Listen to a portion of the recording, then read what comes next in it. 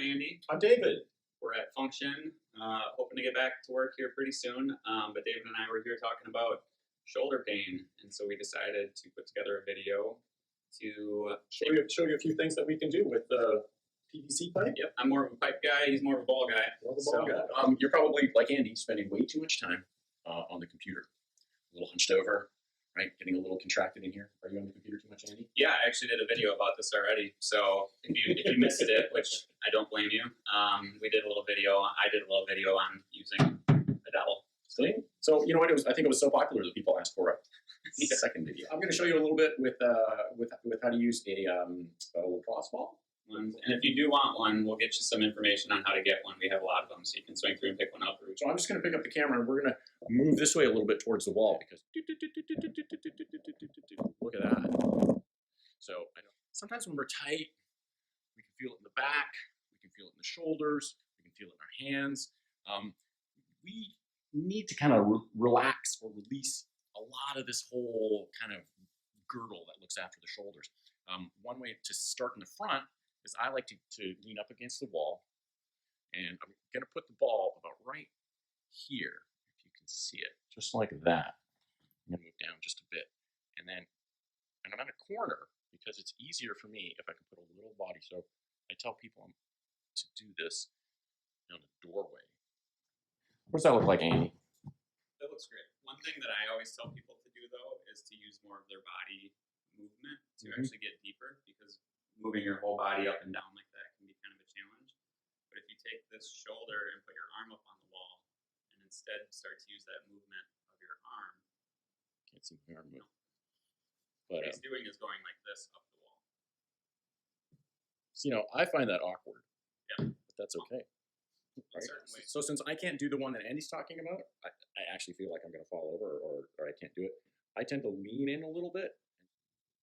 A little rocking goes from right to left, or a little bending and stretching. And I'm leaning quite significantly into the wall here a little bit. For some people, that might be a little painful. Andy, did you ever find that some people don't like this too much? Well, you can do it too much too. I mean, it's really like you can go too hard and you can wind up bruising yourself if you take it too far. Lots of times they say don't do it more than a commercial break, so 2 minutes. There's a lot of times you can find these spots, and instead of finding ways to contort your body and move and try to get the ball to move with you, if you can find that spot, you can isolate it, and you start to then do more like movement with your body. That ball can stay put, but you're starting to get all these fibers working under the ball's pressure. And it's kind of like I always say to people, it's like taking your wife's jewelry or one of those fine necklaces, and you got a little knot in it. You got to start to kind of like loosen it up by just running it back and forth. The fibers under that movement are moving to release and kind of to break up the knot. So. Strangely enough, that's how I like to do it though on the backside. So if I put it behind me here, I know you can't see it, but that's what I tend to do on the backside because I tend to do this internal, external rotation, or that makes sense, or just shift my shoulder a little bit. But I always tell people never to do what I was doing the other direction because they tend to kind of lose track of things. So I'm coordinated. I do exactly what he says on the backside, but somehow when I turn around the other direction, I don't do that. Find that sort of tender trigger point and just kind of ease into it, right? Like we're not trying to like drill it out, but you're just trying to suggest. It's like ironing a wrinkle out of a shirt. Maybe. Well played. We're gonna let Andy tell you a little bit about. So my approach, and you've seen this before potentially if you've watched our videos, but I just like to take a rod and I like to just. Can I move around behind you because the light is going to be better.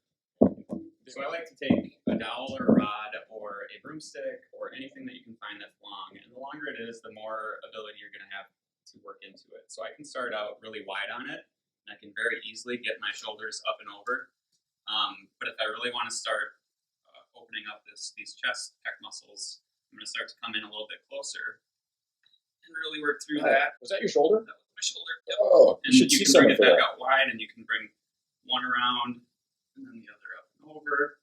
And what I really like to do is get about shoulder width apart with my legs and just really start to twist, because that then is going to really isolate this right side as I open up and then come back. And you can kind of keep working in further and just do that.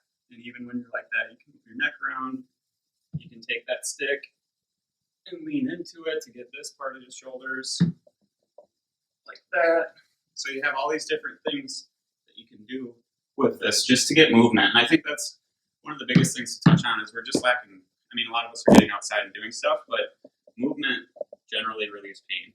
And so when you start to get like people always say, I'm getting old. I always say, no, you're just slowing down. You know, like you're not moving as much as you used to, and that starts to then become an inertia thing because then it's harder to get moving again. So And I always say, where there's movement, there's life, because you find that sometimes people, as they get older or age, or as their just their activity level shrinks, their pain, their ability to rebound from any kind of injury becomes less and less, right? yeah, and that's I think the quicker you can get people then slightly less pain, slightly more pain free, the more they can move, and that then takes care of itself Right. instead of It's a session after self-perpetuating. session after session of us doing all the work.